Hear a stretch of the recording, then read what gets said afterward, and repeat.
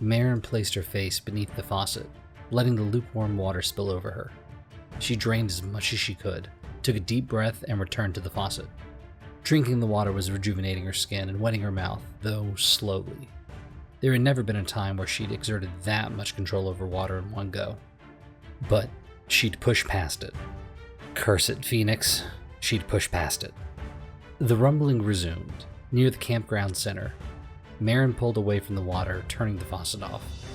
It had blessedly only taken a few minutes to bring the injured away from the campground, as they were already near its edge. She'd placed them on a hill in the forest, then ran back to camp after Colton told her where the closest water faucet was. It happened to be outside, connected to a small shack that hadn't been destroyed yet. A large plume of dust rose in the camp center. It wasn't getting closer, but Lord knew how exhausted Jada was. She needed help, and there was no sign of Diego or Mav. "And Coda said you were always around." Maren's tongue was still dry, and several flaky patches of skin hadn't been refreshed, but this would have to do. She took off towards the chaos, weaving in and out of small alleys until she found a scene from a war zone. There wasn't a standing building in sight, nor were the streets aligned. The cat titan stomped on the ground, flinging several pieces of street upward. The titan leaped forward and bashed the pieces with the frills on its neck. In a blink, the street boulders collided with Jada's outstretched hands, which exploded into clouds of dust and debris upon impact. But Jada was slowing. Her nightgown was torn over her right shoulder, abdomen, and left knee, onto which she fell. Skin drying faster than usual, Maren snaked water around her arms and shot a pressurized rush toward the cat. The sudden current nailed it in its eyes. It flinched, yowling, before it glared at Maren. "Here it comes." The titan swung itself around, hurling a small boulder at Maren with its tail. Maren focused her water, then whipped her arm upward. A more highly pressurized stream left her fingertips. It split the boulder in half, but she hadn't put enough force behind it to divert the boulder's trajectory. Now, two smaller pieces of street soared toward her. Her heart in her throat, she jumped aside and evaded the attack. The cat titan, however, slammed its paws onto the ground. Two more boulders rose. Maren splashed water at her feet, preparing to raise it and form a shield.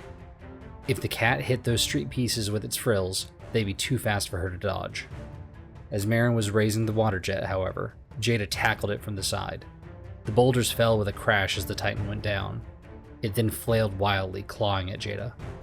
Maren covered herself in a bubble of water, then flew toward Jada and the cat. She hit the pair and grabbed Jada around the waist. The moment Maren connected with the two, an immense anguish and suffering shot into her like a bullet. The next moment, Maren kicked off the cat titan, the water dragging her and Jada from the rampaging titan. "That pain," Maren panted as the water dropped away. "It's that poor creature's," Jada breathed. Her eyes glared at the titan, but they were unfocused. "She's hurting so much." The cat titan growled, hunched over and prepared to pounce. She seemed as crazy as the wall titans, which couldn't be calmed, only forced to run away or be killed. Would they have to handle the cat in the same way? The mounds of rock should have been nearly impossible to find, especially with only moonlight to aid them. The bird titan, however, knew exactly where to go upon Mav's promptings. The winds whipped by, drowning out all noise, and made Mav's eyes tear up. Though blurry, Mav could still see the large campground below. More than half had completely collapsed, while the explosions of dust and sailing boulders beset its center. "Hang on, Maren." Mav gripped the bird titan tighter. "We'll be there soon." The bird descended upon the rock cluster, the monkey titan lying at its bottom, back resting against a rock. Through the connection, Mav felt both relief and anxiety spike within the bird. Mav pat the titan, consoling him, though Mav's nerves were on the edge as he watched the monkey.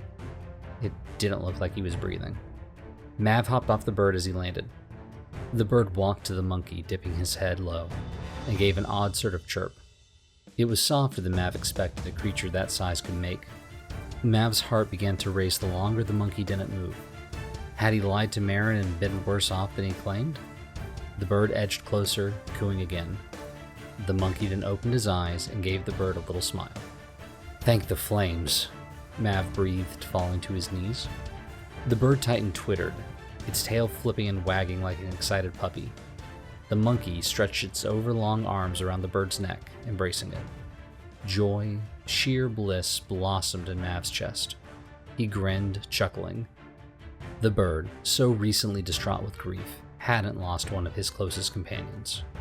Mav shook his head, yet held onto the feeling. Their happiness was so palpable their emotions became Mav's, even though he no longer had physical contact with the Titans. Though, the moment had to end.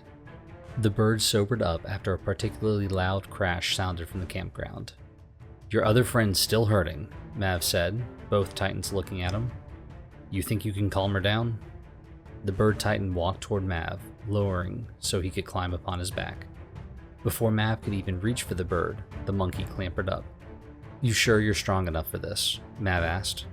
Even the bird looked concerned, his eyes doubtful, but the monkey only huffed. "Okay," Mav said, hopping behind the monkey. "Let's go save your friend."